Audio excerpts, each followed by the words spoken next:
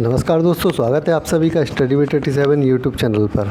और हम लोग यूपी SSSC से संबंधित यूपी पीईटी के एग्ज़ाम की सीरीज कवर कर रहे हैं। इस यूपी पीईटी की एग्ज़ाम की सीरीज के अंतर्गत आज यह 22वीं वीडियो है, जिसमें हम सभी विषयों से संबंधित प्रश्नों को कवर करेंगे। ये सभी प्रश्न सिलेबस के अनुसार वीडियो में रखे गए हैं।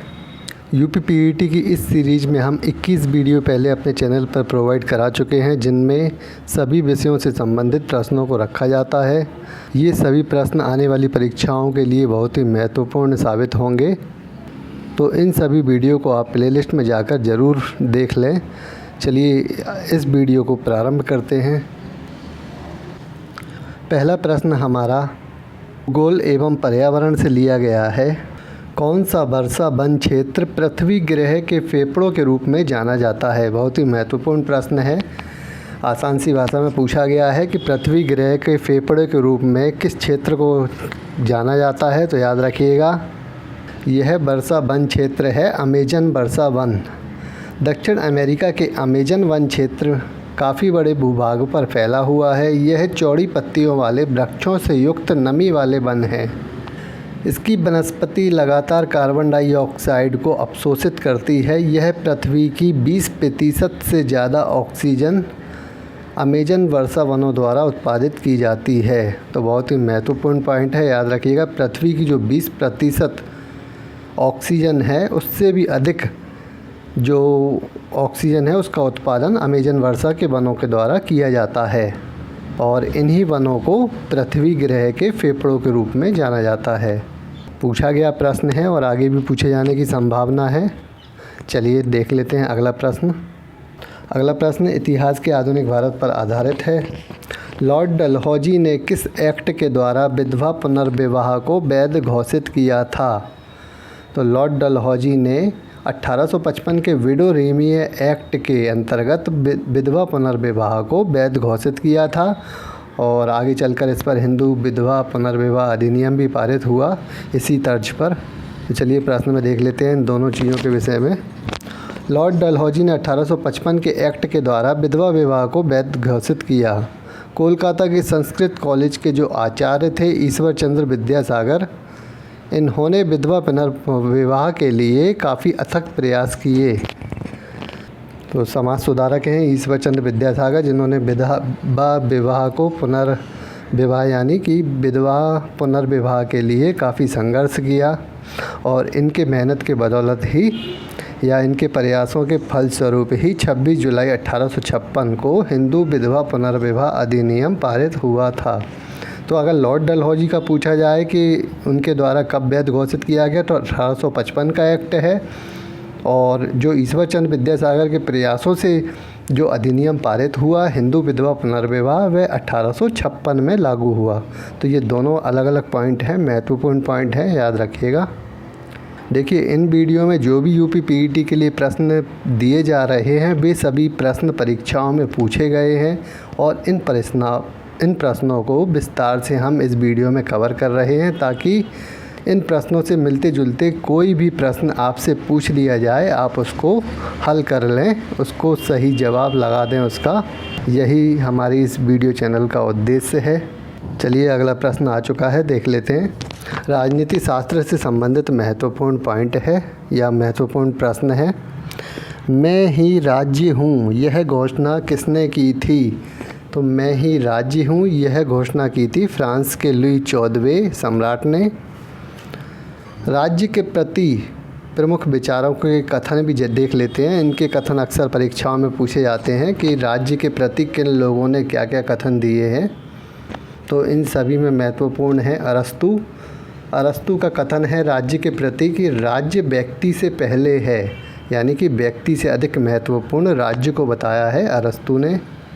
इसके बाद प्लेटो का कथन है कि राज्य व्यक्ति का बृहद रूप है, यानी कई व्यक्तियों से मिलकर राज्य बना हुआ है। यह प्लेटो का कथन है। हीगल ने कहा है कि राज्य पृथ्वी पर ईश्वर का अवतरण है, तो ईश्वर के अवतार से राज्य की तुलना की है। राज्य का अर्थ यहाँ पर शासन से है, तो राजतंत्र होता है, उसी को यहाँ राज्य के रूप में परिभाषित किया गया है। और T.H. ग्रीन जो हमारे अंतिम विचारक हैं, इन्होंने राज्य के प्रति कहा है कि राज्य का आधार शक्ति नहीं इच्छा है। ये डायरेक्ट कथन परीक्षाओं में पूछे जाते हैं कि यह कथन किसके द्वारा दिया गया है। तो ये 5 महत्वपूर्ण कथन हैं, इन सभी के विषय में याद रखिएगा। चलिए देख लेते हैं अगला प्रश्न। अगला प्रश्न, इतिहास के गुप्तकालीन यानी कि प्राचीन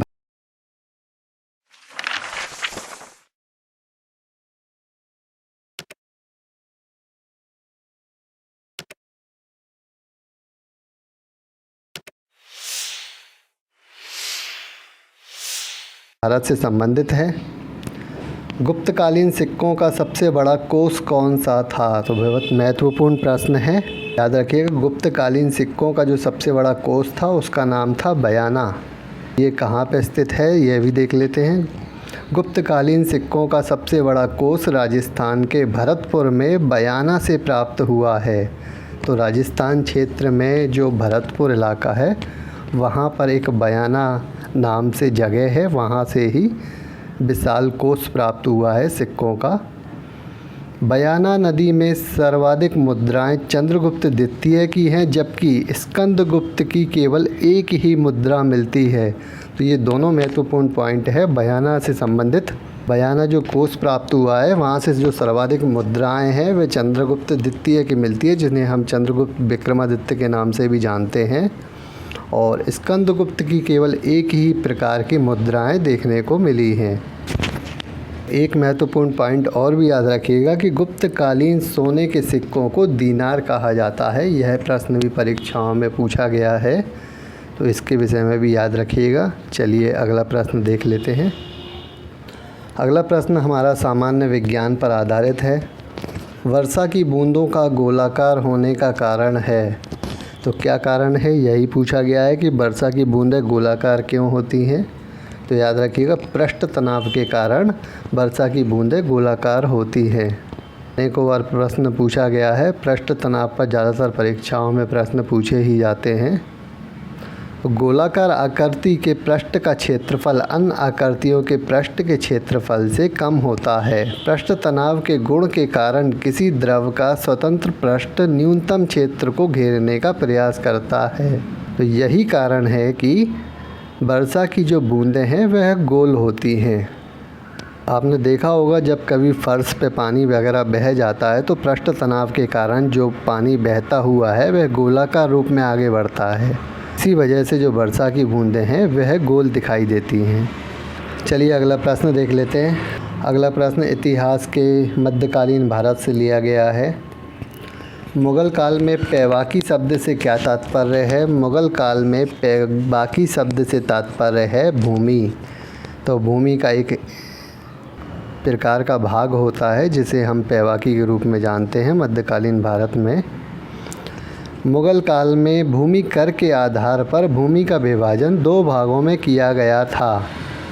तो कौन कौन सी भूमि है? खालसा जागीर एवं पैवाकी। से भी पूर्व आपको बताना है कि खालसा और जागीर अलग अलग भूमि हुआ करती थी, परंतु जहांगीर के काल में खालसा और जागीर भूमि को एक ही रूप में परिवर्तित कर इसका नाम खालसा जागीर कर दिया गया था। पैवाकी के अंतर्गत आने वाली भूमि केंद्रीय नियंत्रण में रहती थी। प्रारंभ में खालसा भूमि सुल्तान के नियंत्रण में थी। पूछा जाता है प्रश्न कि पैवाकी के अंतर्गत आने वाली भूमि किसके नियंत्रण में होती है? तो याद रखिएगा केंद्रीय नियंत्रण में होती थी। और वही बात है आगे जो मैंने आपको बताया कि जहांगीर के काल में खालसा और जागीर भूमि को एक रूप में परिवर्तित कर इसका नाम खालसा और जागीर कर दिया गया। चलिए अगला प्रश्न देख लेते हैं। सामान्य हिंदी से लिया गया प्रश्न है, मुक्तिबोध की किस पुस्तक को प्रतिबंधित किया गया था? तो बहुत ही महत्वपूर्ण प्रश्न है। मुक्तिबोध एक साहित्यकार हैं जिनकी पुस्तक जो है भारत इतिहास और संस्कृति नामक पुस्तक है, इसको प्रतिबंधित कर दिया गया था। तो यह भी देख लेते हैं इसके विषय में। मुक्तिबोध द्वारा लिखी गई पुस्तक भारत संस्कृति और इतिहास मध्य प्रदेश सरकार द्वारा भद्रता एवं नैतिकता के विरुद्ध ठहराई गई है कि यानी उस पुस्तक में कुछ ऐसी चीज़ें दी गई हैं भारत के विषय में जो नैतिकता पर खड़ी नहीं उतरती।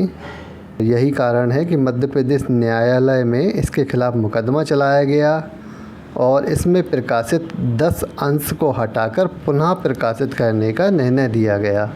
तो प्रतिबंधित कर दिया गया था, बाद में इसको संशोधित कर प्रकाशित किया गया। तो महत्वपूर्ण पुस्तक है, याद रखिएगा। और किसके द्वारा लिखी गई है? मुक्तिबोध। चलिए अगला प्रश्न देख लेते हैं। अगला प्रश्न भारतीय अर्थव्यवस्था से लिया गया है। कौन सा बैंक भारत का केंद्रीय बैंक है? तो बहुत ही महत्वपूर्ण और आसान प्रश्न है। Reserve bank of India Bharat का केंद्रीय बैंक है। काफ़ी लोग परीक्षाओं में SBI को टिक कराते हैं, और याद रखिएगा रिजर्व बैंक ऑफ इंडिया ही भारत का केंद्रीय बैंक है।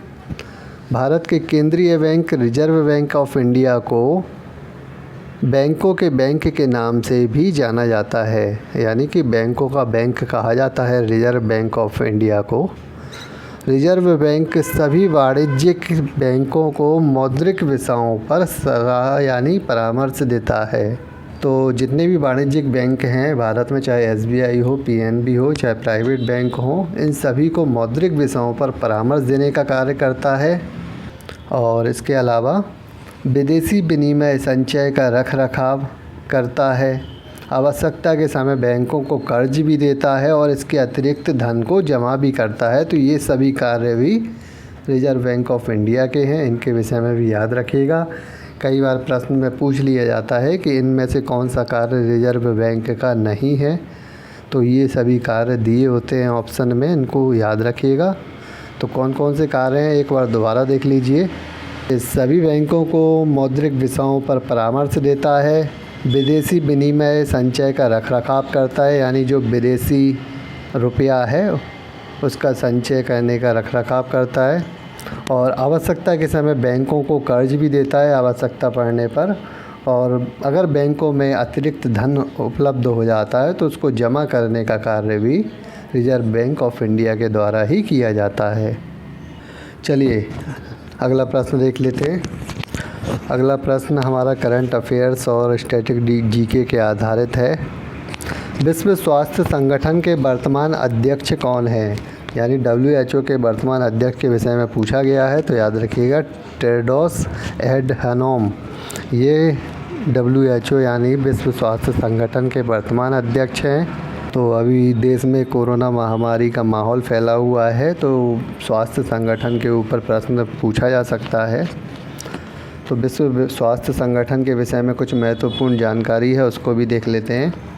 विश्व स्वास्थ्य संगठन WHO की स्थापना 7 अप्रैल 1948 में स्विट्ज़रलैंड के जिनेवा में हुई थी। इस संगठन में शामिल देशों की संख्या 194 है। कई बार देशों की संख्या भी पूछ ली जाती है, 194 देश याद रखिएगा। 7 अप्रैल को विश्व स्वास्थ्य दिवस के रूप में भी मनाया जाता है। तो 7 अप्रैल को इसकी स्थापना हुई थी WHO की, और 7 अप्रैल को भी विश्व स्वास्थ्य संगठन दिवस के रूप में मनाया जाता है। तो चलिए अगला प्रश्न देख लेते हैं। अगला प्रश्न भूगोल पर आधारित है, भारतीय भूगोल पर आधारित है। भारत का कौन सा राज्य अधिकतम राज्य सीमाओं को छूता है? तो महत्वपूर्ण प्रदेश है उत्तर प्रदेश, जो भारत का सबसे बड़ा राज्य है जनसंख्या की दृष्टि में, और इसकी जो सीमा है वह अधिकतम राज्य की सीमाओं को छूती है। उत्तर प्रदेश राज्य की सीमा कुल 8 राज्यों एवं 1 केंद्र शासित प्रदेश के साथ लगती है। तो और इन राज्यों में कौन कौन से शामिल हैं यह भी देख लेते हैं। हिमाचल प्रदेश, उत्तराखंड, हरियाणा, राजस्थान, मध्य प्रदेश, छत्तीसगढ़, झारखंड और बिहार शामिल हैं। ये 8 राज्य हैं जिनकी सीमा उत्तर प्रदेश से लगती है, जबकि एकमात्र केंद्र शासित प्रदेश दिल्ली से उत्तर प्रदेश की सीमा मिलती है। तो एकमात्र जो केंद्र शासित प्रदेश है जो उत्तर प्रदेश की सीमा को टच करता है वह दिल्ली है, भारत की राजधानी। चलिए इन्हीं 10 प्रश्नों के साथ इस वीडियो को समाप्त करते हैं। इस प्रकार के प्रश्न आगे पाने के लिए चैनल को सब्सक्राइब कर लें, और वीडियो पसंद आती है तो लाइक कमेंट भी ज़रूर करें। धन्यवाद।